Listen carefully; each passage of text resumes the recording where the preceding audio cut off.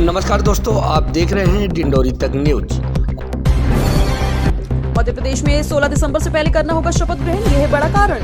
मध्य प्रदेश विधानसभा चुनाव में भाजपा ने 230 में से 163 पर जीत दर्ज की। 16 दिसंबर से मलमास की शुरुआत हो रही है। ऐसे में इससे पहले सीएम और मंत्रियों को शपथ ग्रहण करना होगा। मध्य प्रदेश में चुनाव के दौरान भाजपा ने मुख्यमंत्री के रूप में कोई चेहरा सामने नहीं रखा। यहाँ नरेंद्र मोदी के फेस पुलिस सामने रखकर चुनाव लड़ा गया। अब चुनाव जीतने के बाद मुख्यमंत्री पद की रेस में शिवराज सिंह चौहान सहित कई नाम चल रहे हैं।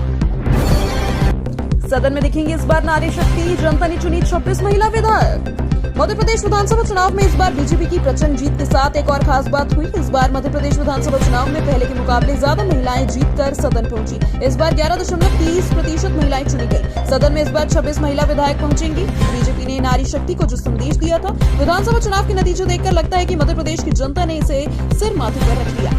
महिला आरक्षण, लाडली बहना के साथ इस युग में मध्य प्रदेश में पहले के मुकाबले ज्यादा महिलाएं चुनी गई। सिस्टम हटते ही बदला मौसम, छठे बादल, आगे कैसे रहेगा आपके शहर का हाल। बीते सप्ताह एक्टिव वेदर सिस्टम के चलते आसमान में छाए बादल छट गए। राजधानी भोपाल सहित कई जिलों में सुबह होते ही पहले घना कोहरा रहा। इसके बाद 9 बजे से सुनहरी धूप निकल गई।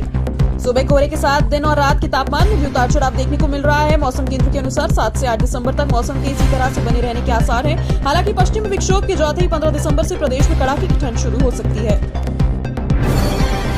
एमपी में अब लोकसभा चुनाव की तैयारी में भाजपा, चलेगा हर बूथ पर मोदी अभियान। विधानसभा चुनाव में प्रचंड जीत हासिल करके भारतीय जनता पार्टी के कार्यकर्ता आराम नहीं करेंगे, बल्कि लोकसभा चुनाव की तैयारी में जुट जाएंगे। पार्टी ने अब लोकसभा चुनाव के लिए हर बूथ पर मोदी अभियान चलाने का काम शुरू कर दिया। भाजपा ने मिशन 2024 के लिए 51% वोट शेयर पाने का लक्ष्य तो रखा ही, साथ में प्रदेश की सभी 29 संसदीय सीटों को भाजपा की झोली में डालने का संकल्प लिया। भाजपा के प्रदेश अध्यक्ष विष्णुदत्त शर्मा ने सोमवार मीडिया के साथ बातचीत में कहा कि प्रधानमंत्री नरेंद्र मोदी के नेतृत्व में मध्य प्रदेश विधानसभा चुनाव में भाजपा को जनता ने प्रचंड बहुमत से आशीर्वाद दिया। यात्रियों से सुलभ शौचालय के नाम पर दोगुना वसूला जा रहा है चार्ज। सुलभ शौचालय की जिन संस्थाओं को सौंपा, उन्होंने इन्हें सुलभ के दुर्लभ बना दिया। स्टेशनों पर बने सुलभ शौचालयों में लगाए गए कर्मचारी तय रेट से दुगना कीमत वसूल रहे हैं। इससे रेलवे को तो कुछ नहीं मिल रहा, पर संस्थाएं मोटा मुनाफा कमा रही हैं। इसके साथ ही एक तरफ जहां रेलवे शौचालय बनाकर आमजन को सुविधाएं दे रही है, वहीं दूसरी तरफ ये संस्थाएं लोगों को मजबूरी का फायदा उठाकर उनसे दोगुना वसूल कर रही है। तीसरी लाइन के कारण ट्रेनें निरस्त, यात्री हो रहे परेशान। भोपाल इटारसी रेलखंड पर बुधनी बरखेड़ा के बीच तीसरी लाइन कार्य की चलती रेलवे ने छिंदवाड़ा से होकर इंदौर जाने वाली पेंच वैली एक्सप्रेस और फिरोजपुर तक जाने वाली पातालकोट एक्सप्रेस निरस्त कर दी है। अब 10 दिसंबर तक इन ट्रेनों का परिचालन नहीं किया जाएगा। इसके चलते यात्रियों को कई तरह की परेशानियों का सामना करना पड़ेगा। ट्रेनें निरस्त होने के कारण यात्रियों को बस से सफर करना पड़ रहा है, जिसके कारण अधिक किराया देकर सफर करना पड़ रहा है।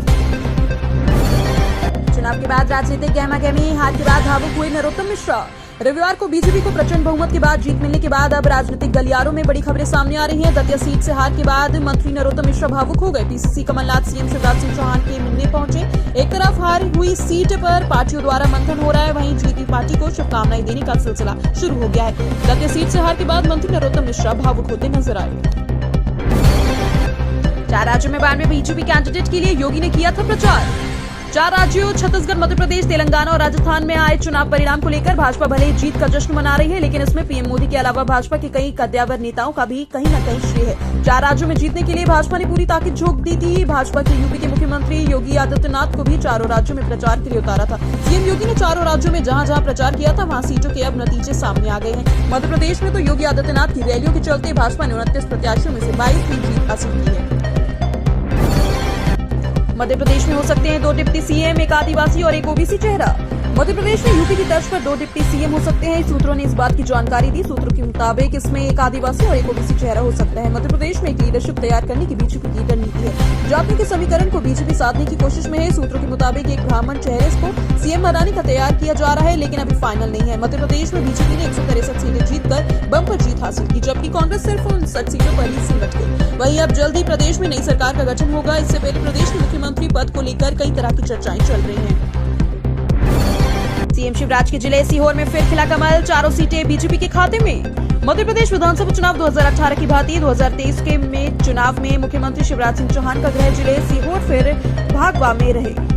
जिले की चारों ही विधानसभा सीट बुधनी, सीहोर, आष्टा और इछावर से बीजेपी प्रत्याशी विजय हुए। बुधनी से मुख्यमंत्री शिवराज सिंह चौहान ने स्वयं बड़ी जीत दर्ज की।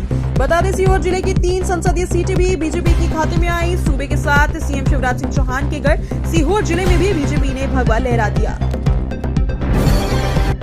आज 5 दिसंबर को कांग्रेस की महत्वपूर्ण बैठक, अधिकृत प्रत्याशियों से कमलनाथ करेंगे चर्चा। 150 से ज्यादा सीटें जीतने का दावा करने वाली कांग्रेस को चुनाव परिणामों ने न सिर्फ चौंकाया बल्कि बड़ा झटका भी दिया। मतगणना से एक दिन पहले तक पीसीसी चीफ कमलनाथ को यह कहते हुए सुना गया था कि उन्हें किसी निर्दलीय तक की जरूरत नहीं पड़ेगी, यानी वो सरकार बनाने के लिए पूरी तरह आश्वस्त है। लेकिन जो परिणाम आए वह सबके सामने है। मध्य प्रदेश में कांग्रेस 100 के आंकड़े से नजदीक भी पहुंच नहीं पाई। ये कैसे हुआ? पार्टी अब इतनी बड़ी हार का मंथन करने जा रही है। मध्य प्रदेश में अब की बार लाडली सरकार।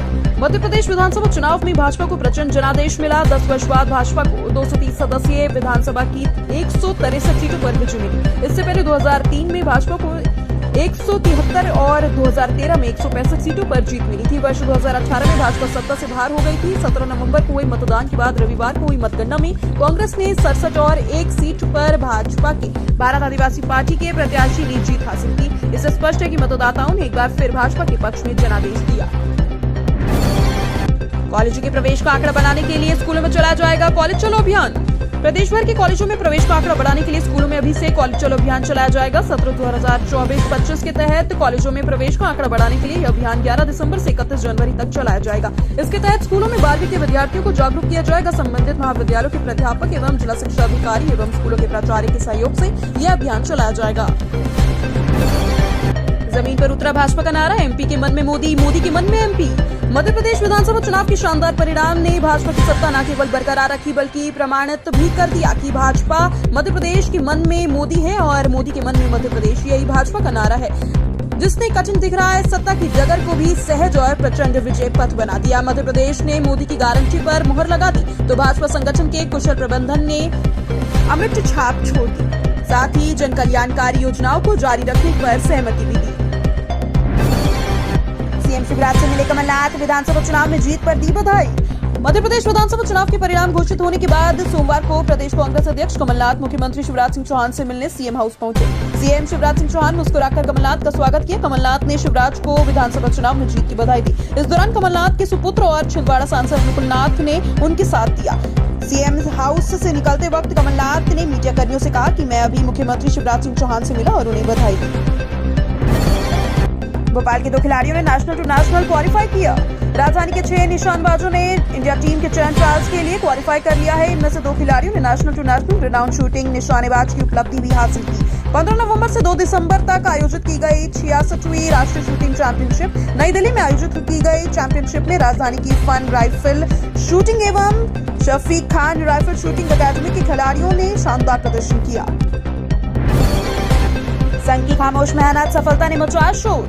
राष्ट्रीय स्वयं सेवक संघ ने इस बार मध्य प्रदेश सहित 5 राज्यों के चुनाव में बहुत गंभीरता से लिया। 2018 के विधानसभा चुनाव में संघ ने सीधा हस्तक्षेप नहीं था तो भाजपा को मध्य प्रदेश, राजस्थान और छत्तीसगढ़ में सत्ता से हाथ धोना पड़ गया। संघ इस बार के चुनाव में पिछले चुनावों की कमियों को दोहराने देने नहीं चाहती थी, इसलिए संघ के चिंतकों ने इस चुनाव में वर्ष 2024 में होने वाले लोकसभा चुनाव को ध्यान में रखकर रणनीति बनाई।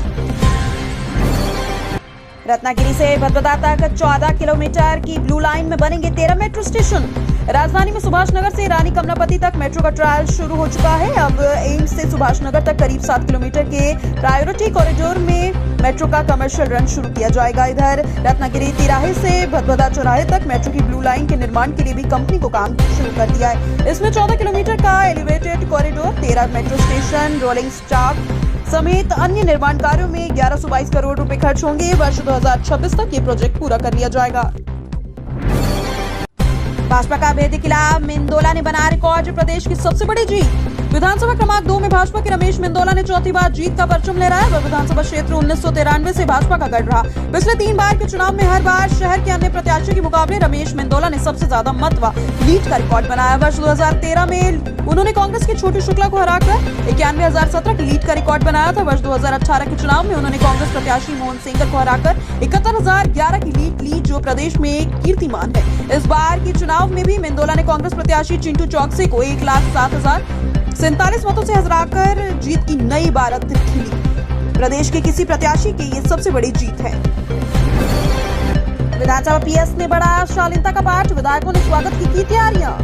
16वीं विधानसभा के गठन की कार्यवाही प्रक्रियाधीन है। निर्वाचन परिणाम आ चुके हैं। विधानसभा के निर्वाचित माननीय सदस्यों के सम्मान अगुवानी के लिए विधानसभा सचिवालय पूर्ण रूप से उत्साह के साथ तैयार है। इस बात विधानसभा के प्रमुख सचिव एपी सिंह ने सोमवार को विधानसभा में अधिकारियों एवं कर्मचारियों की समीक्षा बैठक के बाद कहा।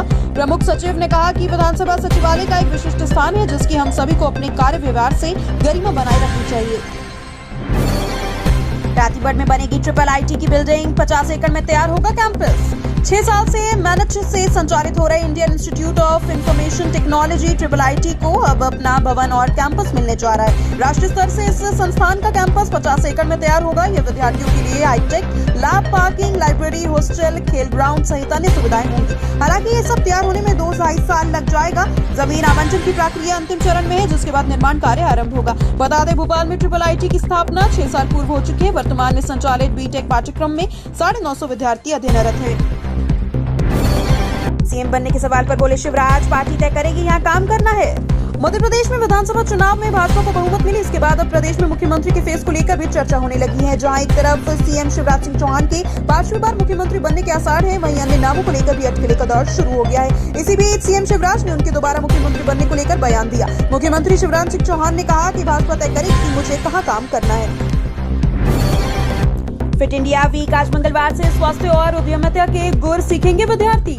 युवाओं के मानसिक शारीरिक स्वास्थ्य के साथ ही स्वरोजगार के अवसर सृजित करने के लिए युवा कार्यक्रम एवं खेल मंत्रालय की ओर से देश भर में फिट इंडिया वीक का आयोजन किया जा रहा है। भोपाल में ये कार्यक्रम भारतीय सूचना प्रौद्योगिकी संस्थान में हो रहा है। मेरठ की LRC बिल्डिंग में सुबह 9 बजे कार्यक्रम का शुभारंभ होगा। फिटनेस की डोज आधा घंटा रोज थीम पर आयोजित यह कार्यक्रम 5 से 8 दिसंबर तक चलेगा। स्नातक प्रथम वर्ष के 15 पाठ्यक्रम की पूरक परीक्षाएं 12 दिसंबर से। विधानसभा चुनाव के कारण महीने भर पिछली स्नातक प्रथम वर्ष की पूरक परीक्षाएं अगले सप्ताह से शुरू होंगी। देवयाली विश्वविद्यालय ने सोमवार को 15 पाठ्यक्रमों का टाइम टेबल जारी कर दिया है। साथ ही परीक्षा केंद्र भी निर्धारित कर दिए गए हैं। 45 केंद्रों पर 11,000 छात्र छात्राएं के बैठने की व्यवस्था की गई। इसके अलावा गोपनीय विभाग ने उड़न दस्ता भी बनाया है। ये सभी केंद्रों का निरीक्षण कर नकल रोकेंगे। वैसे विश्वविद्यालय प्रशासन ने स्नातक द्वितीय वर्ष की परीक्षा को लेकर स्थिति स्पष्ट नहीं की है। अधिकारियों के अनुसार परीक्षा में शामिल विद्यार्थियों को बुधवार से रोल नंबर जारी किए जाएंगे। पेड़ों पर बड़ी बड़ी कील ठोककर विज्ञापन करने वालों पर पुलिस कार्यवाही एवं जुर्माने की मांग। राजधानी भोपाल में पर्यावरण प्रेमियों ने मानव अधिकार आयोग, कलेक्टर और कमिश्नर को पत्र लिखा। उन्होंने मांग की है कि भोपाल शहर में पेड़ों पर बड़ी बड़ी कील ठोककर विज्ञापन हो रहे हैं। ऐसे होने से हरे भरे पेड़ सूख जाते हैं। शहर में वैसे ही हरियाली कम हुई है और इस प्रकार से विज्ञापन होने से पेड़ धीरे धीरे सूख जाते हैं। प्रदूषण लगातार बढ़ रहा है, लोगों को जीना मुश्किल हो रहा है। इस प्रकार के विज्ञापन करने वालों को लेकर निगम के अधिकारियों को जानकारी देने के बाद भी उचित कार्यवाही नहीं की जाती, जबकि नियम अनुसार संपत्ति विरूपण अधिनियम के तहत पेड़ों पर विज्ञापन करने वालों पर पुलिस कार्यवाही और जुर्माने का निगम से नियम बनाया जा रहा है। ऐसे में कृत्य करने वालों पर कार्यवाही